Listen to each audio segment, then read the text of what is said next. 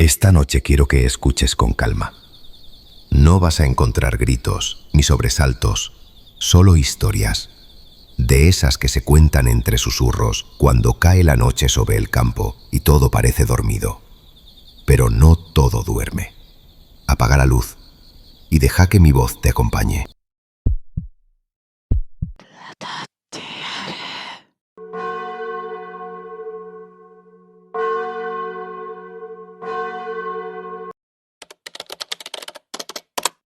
Hacía tiempo que manejaba esa línea entre pueblos chicos del norte argentino.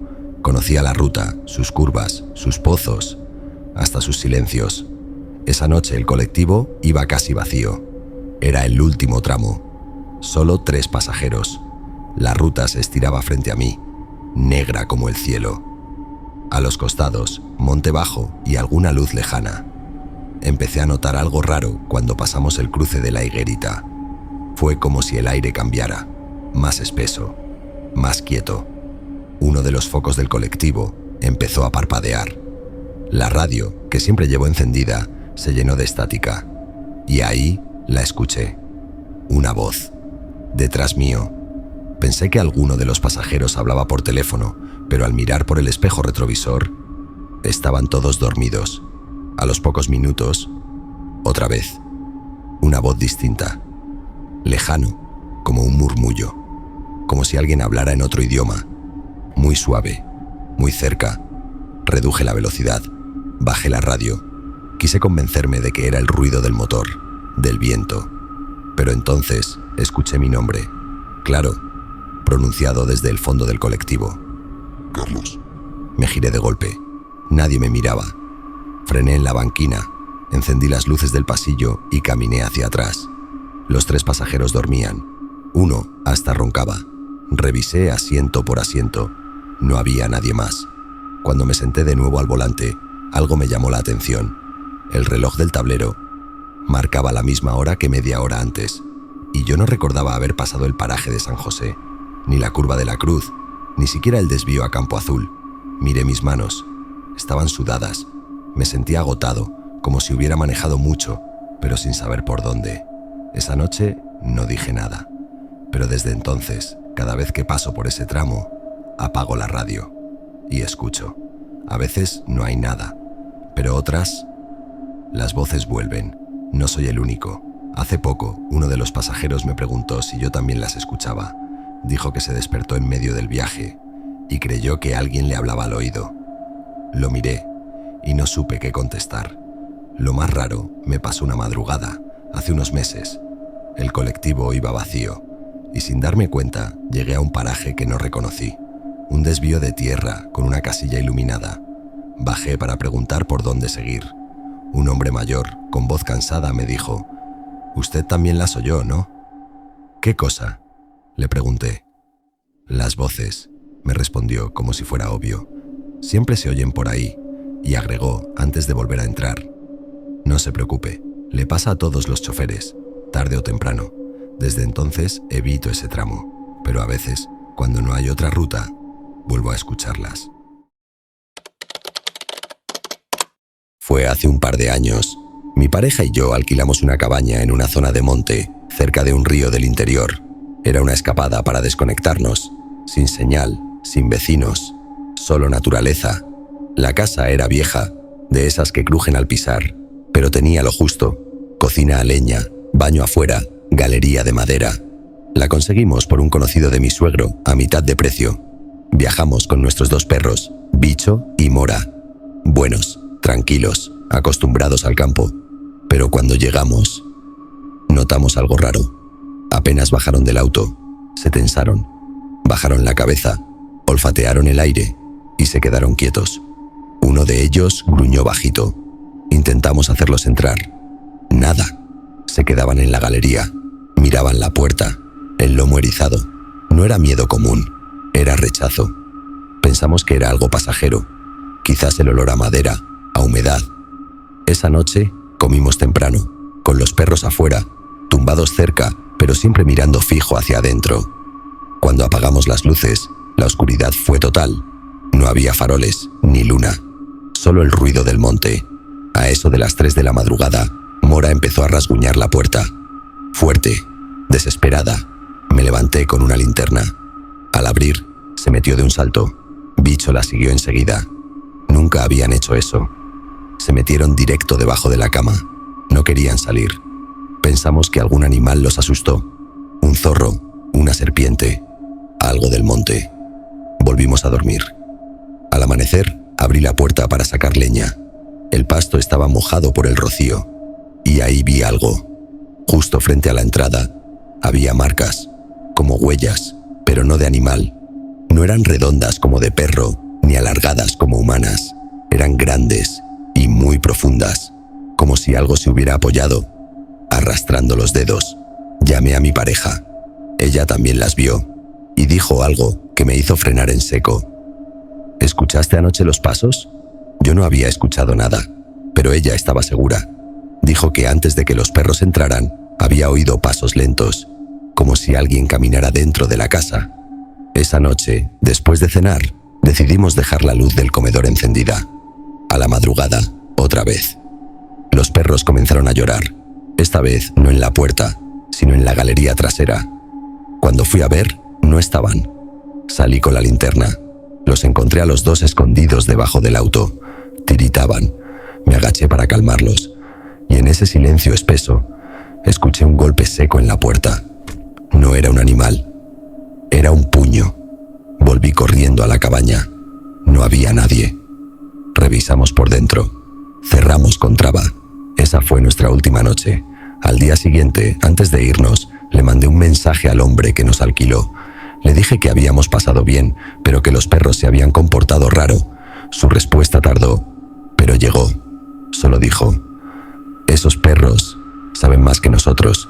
La casa estuvo vacía más de 10 años y la familia que vivía ahí se fue sin llevarse nada. Nunca dijeron por qué, solo dejaron la casa cerrada. El monte tiene reglas y los perros las conocen mejor que nosotros. No sé cómo explicarlo bien. Yo vivo solo desde hace años, en una casa de campo a unos kilómetros del pueblo. Me levanto temprano, reviso los alambrados, le doy de comer a los animales, trabajo la tierra. No tengo muchas visitas. A veces pasa Rubén, un vecino del otro lado del camino, pero no es lo común. Una noche, mientras lavaba los platos, vi una luz blanca, allá en el fondo, justo donde empieza la línea de eucaliptus. Pequeña, lejana, como si alguien caminara con una linterna. Me asomé a la ventana. No se escuchaba nada. Pensé que era algún peón o algún curioso de paso, pero no me pareció importante. Cerré la cortina y seguí con lo mío. Al día siguiente, ya ni me acordaba, pero a la misma hora, ahí estaba de nuevo, exactamente en el mismo lugar. Me llamó la atención, me asomé con cuidado, apagué la luz de la cocina para ver mejor. La luz seguía ahí, no se movía, no parpadeaba, no cambiaba de tamaño, parecía pegada al campo. Esa noche me costó dormir, no de miedo, de intriga. Pero la tercera noche ya fui más directo. Apenas terminé de cenar, me senté en la oscuridad frente a la ventana, esperando que apareciera. Y apareció, a la misma hora, con la misma intensidad. Agarré los binoculares que uso a veces para ver aves. Me paré en la galería. La luz era difusa, no tenía fuente visible, no parecía salir de una linterna. Era como un punto flotante, sin foco. Quise pensar que eran cosas mías, pero cuando volvió la cuarta noche, empecé a sentir una incomodidad distinta, como si estuviera siendo observado desde allá. No sé por qué, pero esa noche dormí con la luz del comedor prendida. A la mañana siguiente fui a revisar la zona. No había rastros de nada, ni pisadas, ni ramas movidas. Esa noche me preparé. Cargué la linterna con pilas nuevas, me puse las botas de goma y cuando vi que la luz aparecía de nuevo, agarré el abrigo y salí caminando, despacio, como tanteando. Los perros no ladraban. Eso me pareció raro. Caminé unos 50 metros con la linterna baja, apuntando al suelo. La luz seguía en su lugar, pero cuando levanté el brazo para apuntarla directamente, simplemente no estaba. Grité un por si alguien se ocultaba, pero el campo estaba mudo. Cuando me di vuelta para volver a casa, la luz había vuelto, pero no en el mismo lugar. Estaba unos metros más atrás. No recuerdo si fue miedo o lógica, pero decidí no seguir. Me volví, cerré la puerta y me senté en silencio. Esa noche no dormí. A la mañana siguiente fui al almacén del pueblo y me crucé con Rubén. Le conté lo de la luz, intentando sonar casual. Él se quedó quieto, me miró fijo. «¿Vos también la estás viendo?», me dijo. Me quedé helado. Rubén me contó que su papá la había visto antes, y el abuelo también, que esa luz, cuando aparece varias noches seguidas, a los pocos días muere alguien. Le pregunté si se sabía qué era. Él solo me dijo: «No es alguien, es algo». Esa noche no dormí, pero no por miedo a la luz, sino porque me pasé toda la noche pensando en quién podía morir. Al día siguiente me enteré que había fallecido el viejo Antonio, un paisano que vivía a unos kilómetros, solo con sus gallinas. Me dije que quizás era coincidencia. Esa noche no se presentó, ni la siguiente. Pensé que se había ido, pero 3 noches después volvió. No en el fondo del campo. Estaba frente al alambre, casi tocando la tranquera. No hacía ruido, no se movía. Era solo esa luz blanca, suspendida en el aire. Cerré todas las puertas, apagué las luces. Me senté en el suelo, en silencio, escuchando mi respiración. La luz no se fue enseguida. Estuvo ahí más de 1 hora. Después, desapareció. Desde entonces, aparece cada noche. No en el campo, ni en la tranquera. Ahora, la veo reflejada en el vidrio de la cocina, como si estuviera en el patio, flotando, esperando. No sé si espera que yo salga o que la deje entrar. Heredé la casa de mi abuela hace casi 1 año. Estaba en las afueras del pueblo, rodeada de un jardín salvaje que crecía como si no supiera que su dueña ya no estaba. Era antigua, pero firme, con pisos de madera que crujían bajo los pasos y una escalera central que conectaba ambas plantas. Desde el principio me llamó la atención una puerta al final del pasillo del 2.º piso. Estaba cerrada con llave. En el inventario de la herencia no figuraba. Tampoco encontré ninguna referencia en los papeles de la propiedad. Busqué la llave, revisé los cajones del escritorio de mi abuela, las cajas de costura, las latas de galletas vacías, donde ella solía guardar cosas importantes. No la encontré por ningún lado. Durante semanas la ignoré. Me dije que tal vez era un viejo ropero empotrado, o simplemente una habitación inutilizada. Pero algo en mí no podía dejar de pensar en esa puerta. Cada vez que pasaba por el pasillo, sentía que me observaba, como si, en lugar de estar cerrada, alguien la estuviera sosteniendo desde adentro.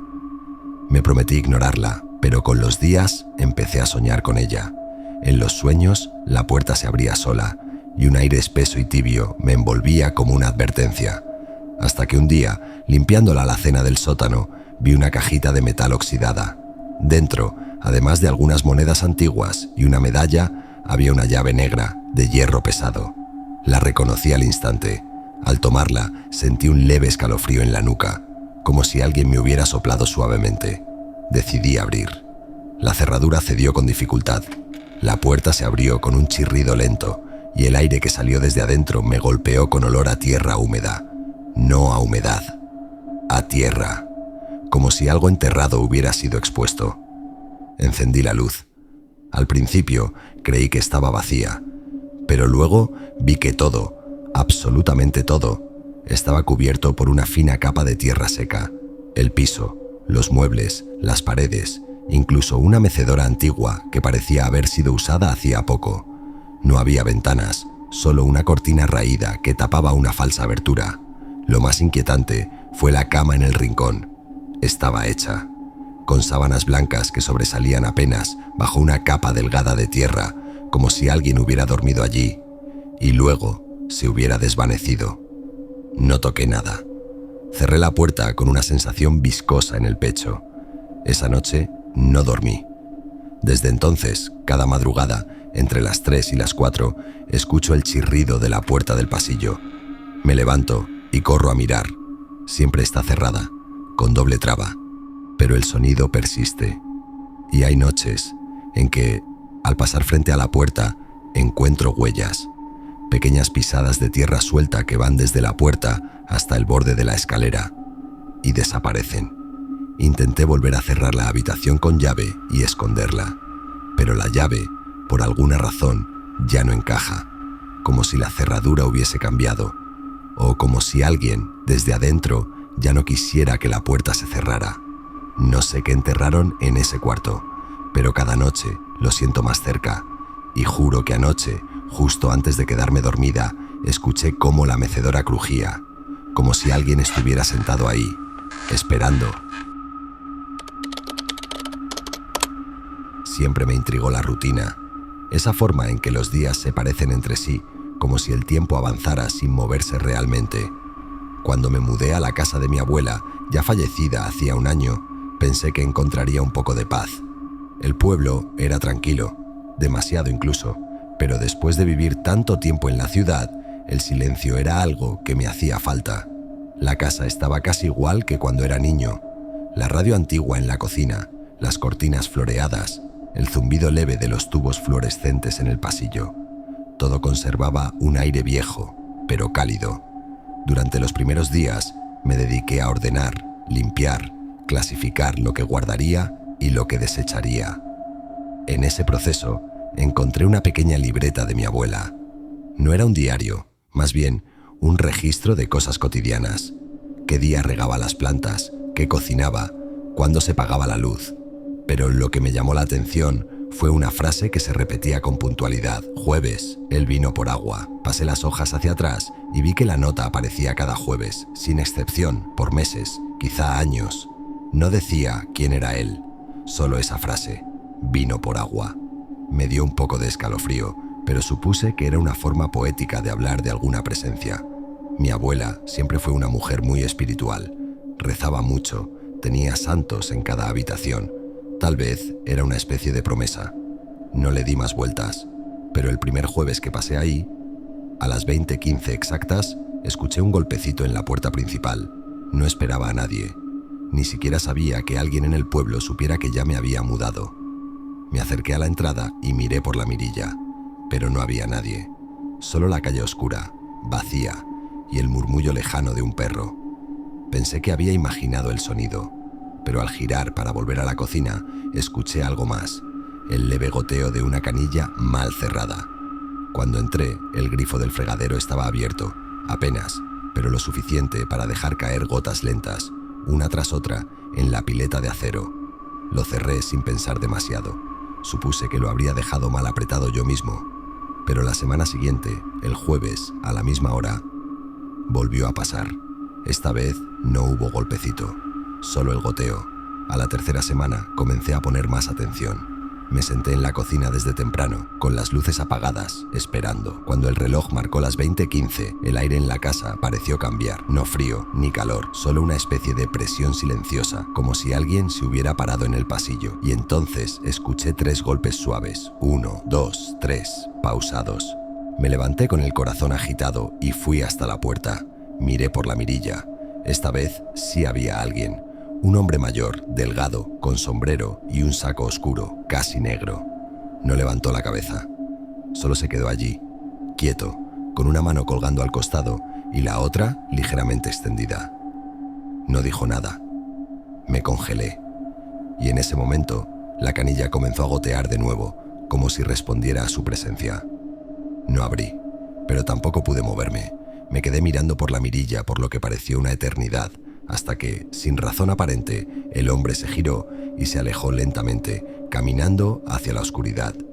Después de eso, busqué en los papeles antiguos de la casa, en registros municipales, en archivos del pueblo, y lo encontré. Esa casa, antes de ser de mi abuela, perteneció a un tal Damián Herrera. Falleció en 1968. Un infarto. Había estado varios días solo, encerrado, cuando lo encontraron. El informe forense decía que había muerto deshidratado. La cañería estaba rota, no había agua. Y lo más perturbador, murió un jueves. Desde entonces, cada jueves a las 20:15, vuelvo a escuchar los golpes. Y cada vez, cuando la canilla comienza a gotear sola, Yo también le dejo un vaso de agua sobre la mesa de la cocina. No lo miro más por la mirilla, no lo espero, pero sé que está ahí. Solo necesita su vaso de agua. Si llegaste hasta acá, quizás ya te habrás dormido o tal vez seguís despierto. Escuchadnos. Porque allá afuera, en lo oscuro, las historias siguen. Suscríbete y volvé cada noche a escuchar lo que la oscuridad susurra. Nos vemos en la próxima, bajo otra noche de luna sangrienta.